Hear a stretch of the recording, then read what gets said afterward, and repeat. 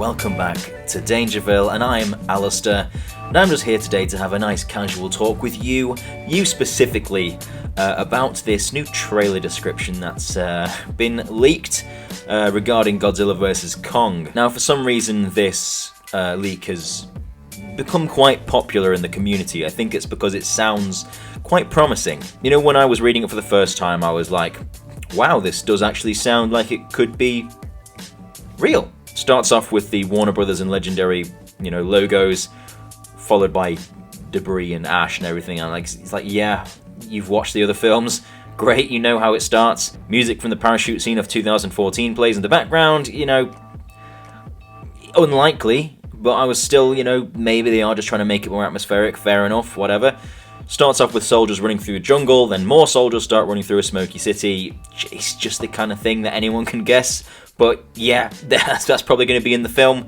An educated guess is going to say that that's what's going to happen. This description still got me on board at this point. I'm still like, maybe someone's actually leaked it. Then they say that you start to hear audio clips from the previous films, from Bryan Cranston's character saying, they're hiding something. And John Goodman saying, monsters exist, and all the stuff, all the most iconic lines from the previous films. No, that's not gonna... They don't do that.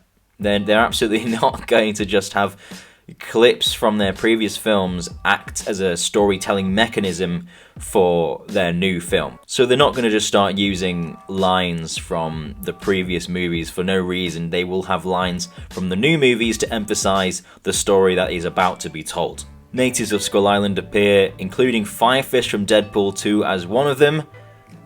That has to be a joke. That has to be a joke. Imagine Julian Dennison from Deadpool 2 and Hunt for the Wilder People as a native. It's unlikely. That's all I'm going to say. We've already seen him hanging around in the school with Millie Bobby Brown's character, so we know that he's not a villager, unless the description means that he's just hanging around with the villagers and that he just ended up on Skull Island, which I still think is unlikely. I don't think Millie Bobby Brown's going to end up on Skull Island. I don't think Julian's going to be on there either. Then the rest of the description is mainly just shots from the previous films. This is probably the biggest reason I think it's fake, is mainly because what they do is they try and work with stuff that we've already seen. We've seen set clips, we've seen descriptions, so they're going off stuff we've already seen. They're going off set visits, they're going off photographs from leaks and everything like that, but they're not making up something new. It's really easy to just point at something from the previous films and say, this is what they're going to do for here, rather than think of something new. Joined from the fact he says Hong Kong skyline at night, there's literally a picture of Adam Wingard chilling in Hong Kong at night, so he's obviously seen that and gone, well, there must be a nighttime shot of Hong Kong in the film, which there absolutely will be, 100%, of course there's going to be. Of course you'd say that. Of course that's what's going to be in the first teaser for Godzilla vs. Kong. As we get closer to Joker's release date, I'm pretty sure it might be out by the time this video's out, we haven't got a Godzilla vs. Kong trailer, which has been very disappointing. I'm very upset. I am close to tears. This just seems like a fan trailer. This seems like the kind of thing someone would cut together for their YouTube project. So it's very unlikely that this is actually what we're going to see. I could be wrong, but I'm 99% sure this is not the Godzilla vs. Kong teaser. There's nothing official on it. Just don't trust everything you read on the internet, people. And that isn't the only trailer description we've got for you. There appears to be some kind of pandemic going on with people making fake trailer descriptions. This one was leaked on Twitter, and basically he says that the leaker would like to be held anonymous, which is typical. So I actually like the sound of this one more. This one sounds a bit more realistic. It sounds a bit more original, I guess. I still don't believe it, but let's just go over what we had, and you can make your own assumptions at the end. Alexander Skarsgård in a building similar to an ancient temple or glacier. The character is like a villain. Yep, fair enough, he does look like a villain, but, what could the ancient temple be? Most likely they're referring to somewhere on Skull Island. That would make the most sense. Pathetic voice-over monologue about the great battle. I don't know what would constitute to being pathetic, but, yeah, apparently there's a really pathetic voiceover monologue, which is really specific. This is probably the most interesting part of the description, is that they say that King Ghidorah is in chains. And That sounds awesome. I mean, it might not happen, this might be a completely fake trailer, and there's something later on in the trailer that will make it seem fake, but the idea of having King Ghidorah trapped in some kind of really advanced chains, like medieval style, that sounds pretty cool. Now, what they're doing to King Ghidorah would be obviously unknown, but that concept, I think that's a really pretty badass concept, to be honest. Lightning strikes in the sky, sounds great. The gloomy look of Kyle Chandler and Millie Bobby Brown in tears. Yeah, I imagine they're probably very distraught after the events of King of the Monsters, as anyone would be. Further unfinished CGI, so like the trailers from King of the Monsters, a lot of it was unfinished. So yeah, that would make sense. Thunderstorm, open ocean, a half-flooded aircraft carrier. Kong and Godzilla are fighting on it. They made sure to clarify that they do mean on the aircraft carrier, not next to it, but on it.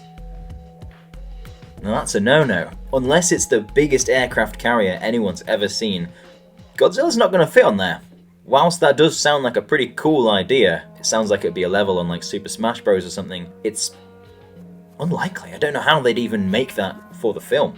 Kong hits Godzilla, Godzilla is feeling fine, Godzilla hits Kong, and Kong flies to the other end of the location. By location, I assume they mean the middle of the ocean, not the other end of the aircraft carrier, because if that was the case, it wouldn't be very far. Movie title, Godzilla vs. Kong.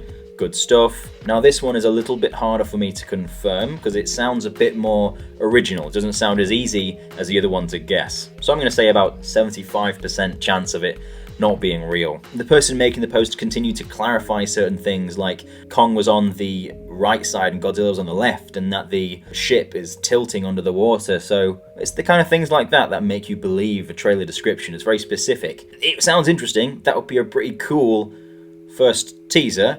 If we get to see Kong and Godzilla just full front right there in the first teaser, that sounds pretty exciting. What is real, on the other hand, is this new poster.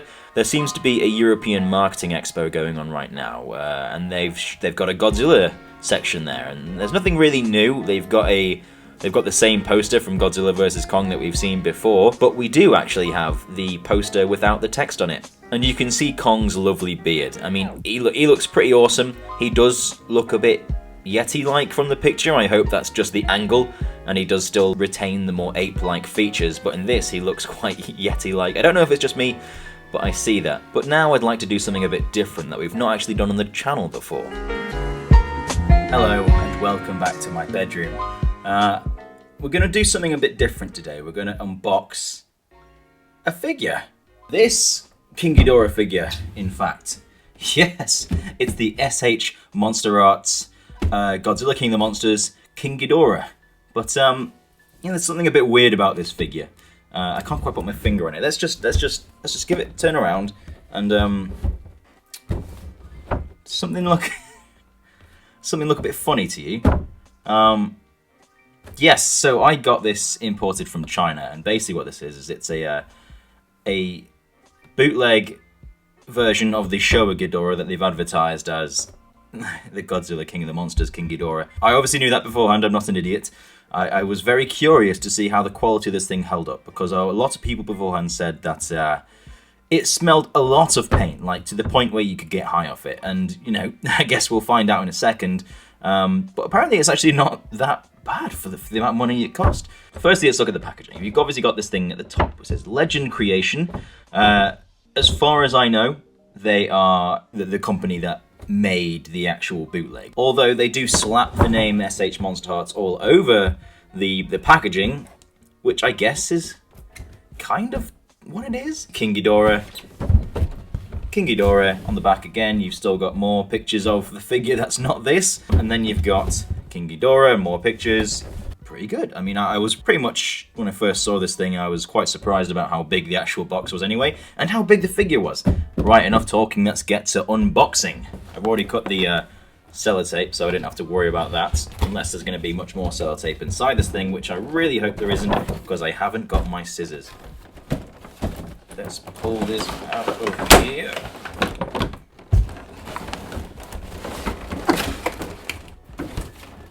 Nothing in the box. Right, fantastic. Cool. First impressions, it's what's come up. Right.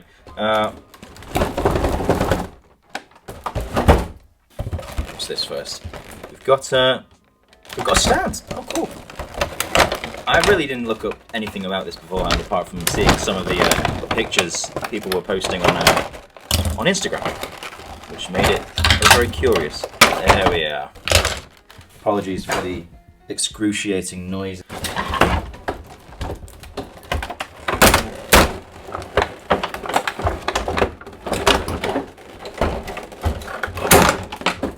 There we are.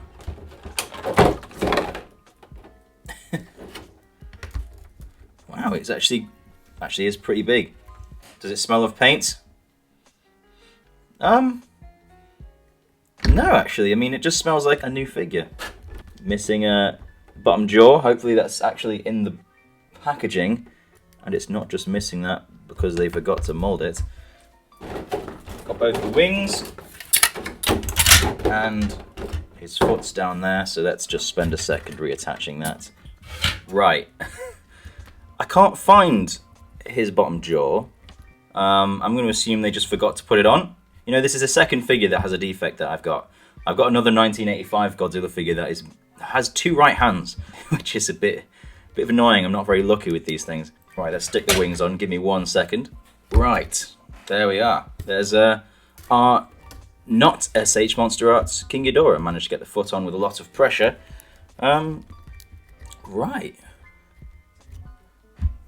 I mean, I'd like to say I'm pleasantly surprised, but he is missing a jaw, which is very annoying. But what do you expect when you spend that amount of money?